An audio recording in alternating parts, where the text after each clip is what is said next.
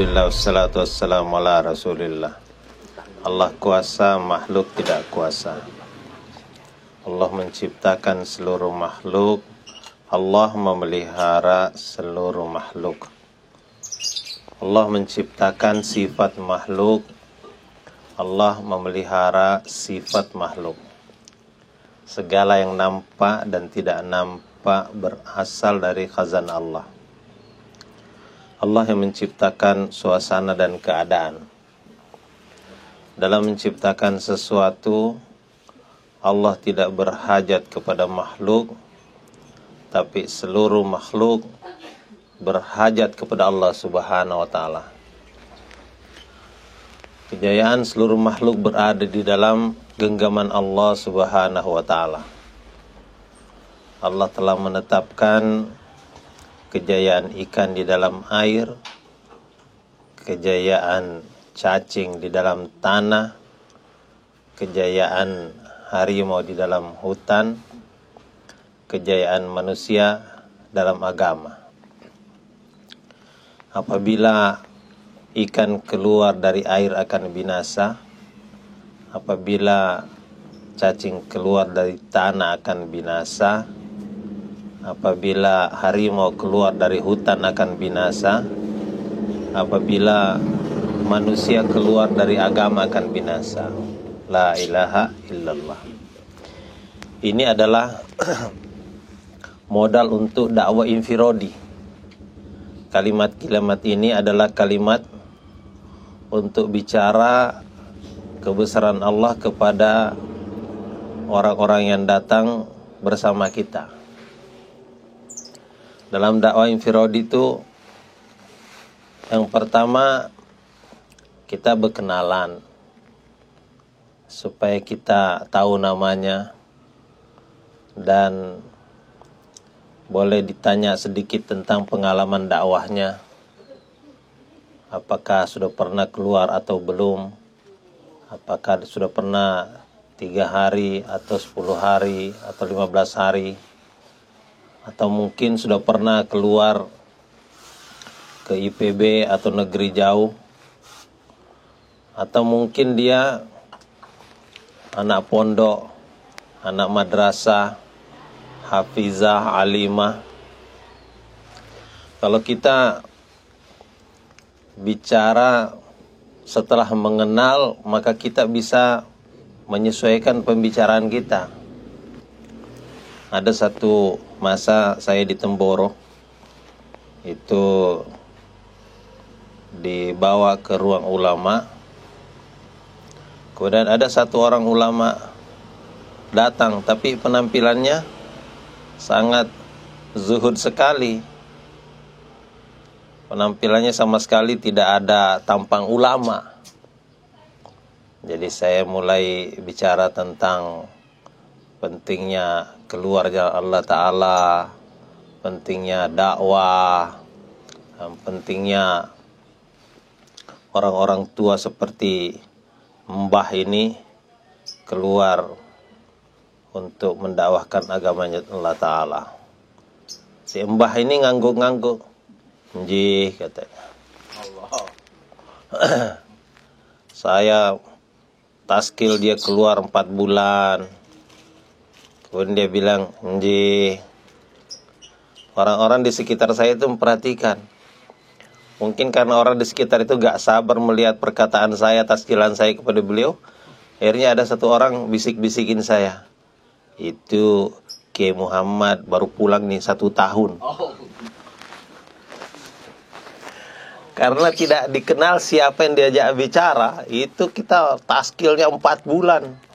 Ternyata dia baru selesai 1 tahun. Masya Allah.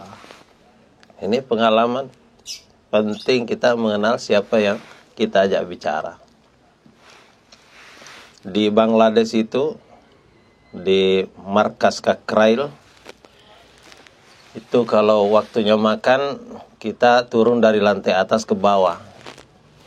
Ada satu orang Bangladesh juga ikut turun, kemudian kami duduk berhadapan. Saya heran kenapa kok orang Bangladesh ini dia juga ikut makan bersama kami ini orang foreign. Kenapa ada orang lokal ikut makan bersama kami? Jadi saya tanya-tanya pakai bahasa Bangla. Kemunasyan, apa kabar? Dia jawab pakai bahasa Inggris. I'm fine, alhamdulillah. Wih, keren juga nih orang tua nih. Saya tanya, Bari Kutai, dari mana kampungnya? Dia jawab lagi pakai bahasa Inggris.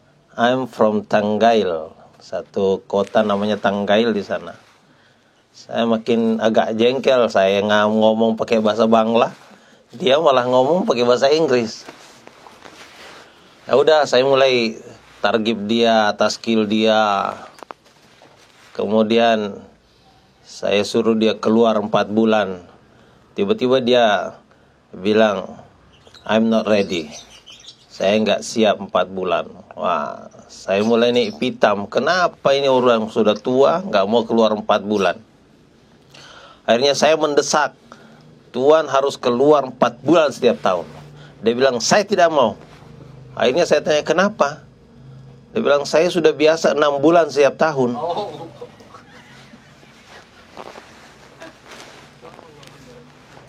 Jadi sangat penting kita kenal siapa yang kita ajak bicara. Dakwah infiradi ini penting. Kita kenal siapa yang kita ajak bicara. Kalau tidak, maka akan kita jadi malu sendiri. Nah, cara mengenal itu macam-macam. Nah, tergantung keahlian kita lah dalam mengorek informasi mengenai siapa dia. Baru kita sesuaikan pembicaraan. Kalau orang-orang yang baru ya kita bicara perkara yang sederhana. Alhamdulillah Allah pertemukan kita. Semua yang terjadi ini karena izin Allah.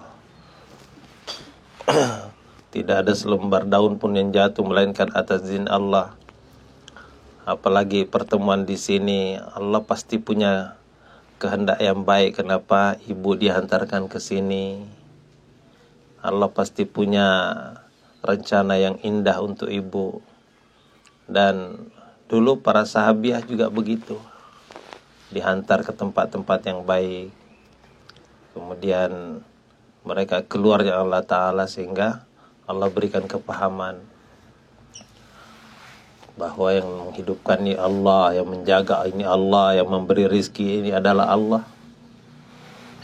Jadi kalau semakin banyak kita bicara Allah, Allah kepada ibu ini, biasanya itu hatinya akan menjadi lembut. Dan nanti ketika ditaskil, insya Allah dia akan tuliskan tuh keluar 3 hari minimal. Jadi kita sesuaikan betul pembicaraan. Tapi dakwah infiradi penting. Terutama untuk meyakinkan terhadap diri kita sendiri. Dakwah ini seperti melempar bola ke dinding, kata ulama. Makin banyak dilempar, makin banyak kembali. Makin keras dilempar, makin keras juga kembalinya. Jadi kita ingin apa yang kita wujudkan dalam diri kita, kata Maulana Yusuf rahmatullahi alaih, maka dakwahkan. Kalau kita ingin perbaiki sholat tahajud kita, bangun malam kita, maka kita harus dakwahkan sholat tahajud. Kita harus dakwahkan bangun malam. Kita ingin perbaiki bacaan Quran kita, maka dakwahkan bagaimana pentingnya baca Quran. Kita jelaskan hak-hak Al-Quran. Banyak orang ini tidak tahu hak Al-Quran. Kita jelaskan minimal tuh ada 5 hak Al-Quran terhadap diri kita ini. 1, hak Al-Quran itu diimani. Itu yang pertama. Karena salah satu rukun iman itu adalah beriman kepada Alkitab. Amantu billahi wa malaikatihi wa kutubihi wa rusulihi wal yaumil akhir wal qadri khairihi wa syarrihi minallah. Iman kepada Allah, iman kepada malaikat, iman kepada kitab. Jadi iman kepada Al-Quran. Jadi hak Al-Quran itu yang pertama kali diimani. Itu rukun dalam keislaman kita, rukun dalam keimanan kita. Yang kedua, hak Al-Quran dibaca dengan betul. kalau Al-Quran nih salah bacaannya, salah artinya. Jadi nggak boleh kita membaca Al-Quran salah-salah. Dalam keadaan belajar dimaafkan, tetapi kita harus ada niat untuk bisa membacanya dengan betul. Kalau salah baca, salah arti. Alhamdu dengan alhamdu itu sudah lain artinya. Alhamdu segala puji, tapi alhamdu ini segala keburukan, segala kerusakan. Coba berbeda. La a'budu ma ta'budun. Aku tidak akan menyembah apa yang kamu sembah. Saya pernah itu mengalami di Tangerang sana, imamnya membaca la a'budu ma ta'budun. Jadi jamaah Bangladesh yang mendengar bacaan itu tidak mau menerima. Akhirnya dia sholat lagi sesudah sholat subuh.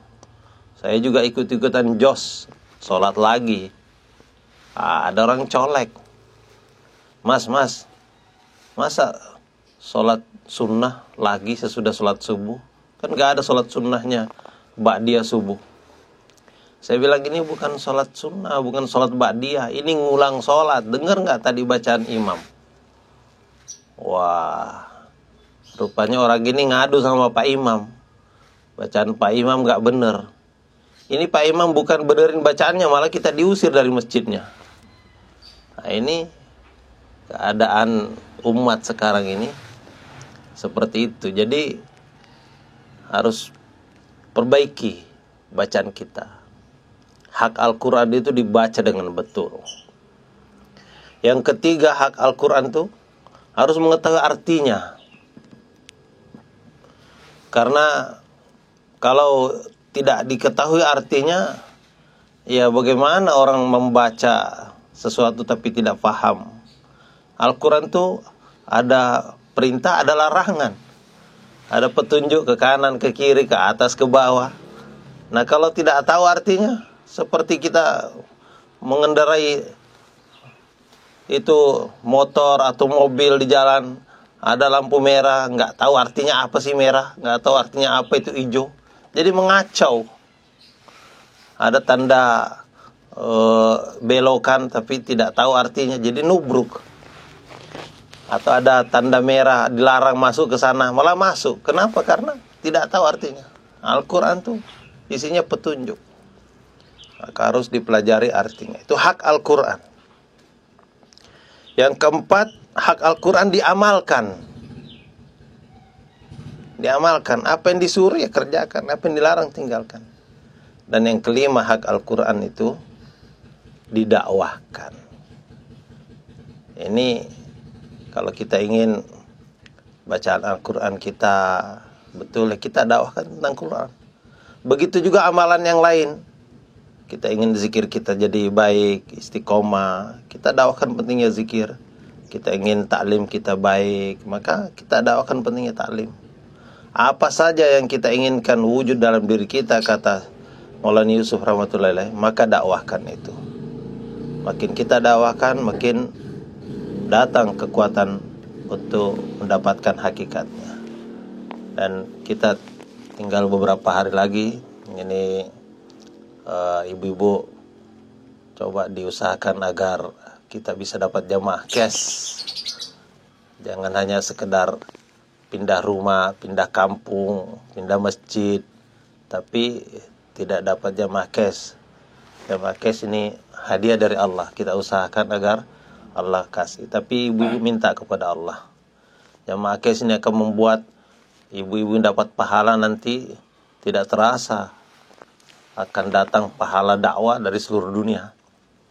Mungkin taskilan ibu yang cash itu suatu saat berangkat ke Amerika, ke Eropa, ke Australia. Nanti di akhirat catatan amalnya nih, ibu ini pernah berdakwah di Amerika, Eropa. Padahal belum pernah ke sana. Oh, rupanya taskilannya yang berangkat ke sana. Ada pahala haji umroh. Oh, rupanya ini taskilannya yang pergi haji umroh. Ada pahala hafiz Quran, hafizah, bikin pondok pesantren. Oh, rupanya taskilannya yang hafiz-hafizah bikin pondok pesantren. Jadi Taskilan case ini sangat penting. Semoga Allah beri kepahaman. Subhanallah, subhanakallah. Cambiabei.